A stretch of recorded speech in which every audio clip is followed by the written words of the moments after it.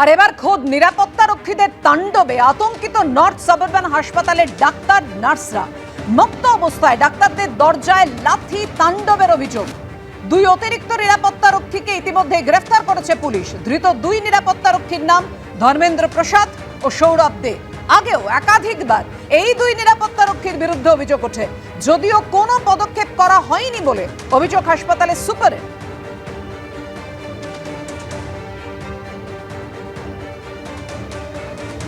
মধ্য অবস্থায় এসে অনেক কিছু বলে যায়, তারপরে আমি বাড়ি চলে যাই 1টা নাগাদ।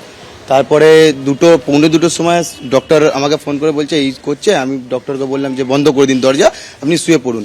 আর ডক্টর বলছে যে দরজায় লাথি ফাতি মারছে, তো বন্ধ করে দিন। তারপরে ওরা 2:30টার সময় ডক্টর ফোন করছে, সিস্টার ফোন করছে যে এইভাবে এ করছে, তুমি তো লোকাল, তুমি এসে একটু দেখো হ্যাঁ কি করা যায়। তারপরে ওরা করতে করতে শান্ত করে দিয়ে শুয়ে দেওয়া হলো। তারপরে পুলিশ এলো, এসে ওদেরকে নিয়ে অ্যারেস্ট করে নিয়ে গেল। ধর্মেন্দ্র প্রসাদ এবং সৌরভ দে, ওরা রাত ওদের অন ডিউটি ছিল। ডিউটি চলাকালীন ওরা ড্রাঙ্কেন অবস্থায় ছিল। তারপরে ওরা অন ডিউটি ডক্টর, সিস্টার, গিডিএ যত ছিল সবাইকে ভয় দেখিয়েছে এবং তারাকে ধমকে চমকেছে আর কি। তারপরে ডাক্তার দরজায় লাথি মেরে দরজা ভাঙার চেষ্টা করছিল। কাশীপুর থানা জানতে পারে, তারপর ওনাদেরকে তুলে অ্যারেস্ট করেছে। এইভাবে ড্রাঙ্কেন অবস্থায় মাঝে মাঝে ডিউটি করতেন, মাঝে মাঝে এর আগে সুপারকে টেবিল চাপা দিয়ে মেরেছিলেন। কোনো একটা সুপারকে এনারা টেবিল চাপা দিয়েও মেরেছিলেন। তারপরে ডক্টর শেখরেন্দ্রনাথ ভৌমিক উনার গাড়িও ভাঙচুর করে। দোষীদের দ্রুত শাস্তি চেয়ে দোষীদের দ্রুত চিহ্নিত করা হোক। ইতিমধ্যেই শিক্ষকরা প্রতিবাদ মিছিলে সামিল হয়েছে।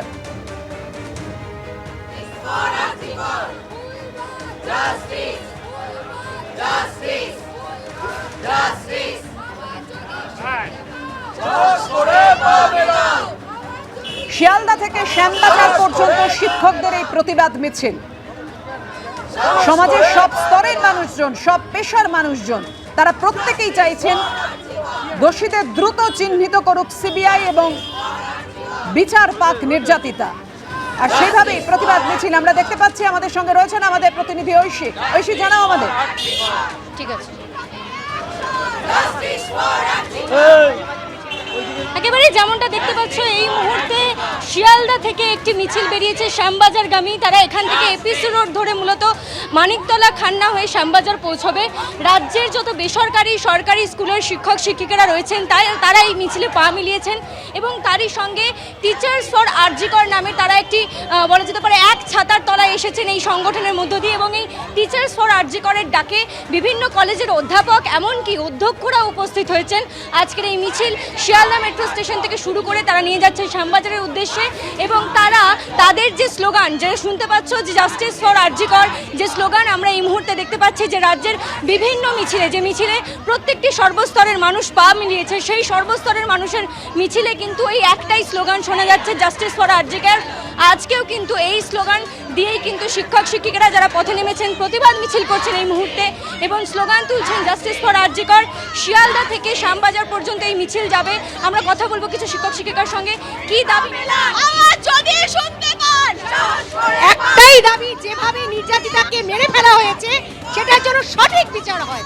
আদারওয়াইজ আমরা মহিলারা ভীষণভাবে নিরাপত্তাহীন ভোগ করছি। এইভাবে শিক্ষিকা এবং শিক্ষকরা আমরা নিয়েছি, একটাই দাবি, আর কিচ্ছু চাই না। আর কতদিন আমরা অপেক্ষা করবো সঠিক বিচারের জন্য? সঠিক বিচার কবে পাবো আমরা? আমরা মেয়েরা এতদিন পর্যন্ত আদৌ কি বিচার পাওয়া যাবে সেটাই তো বিরাট প্রশ্ন। সেটা আমরা ভাবতে পারছি না, মহিলা হয়ে সেটা ভাবতে পারছি না।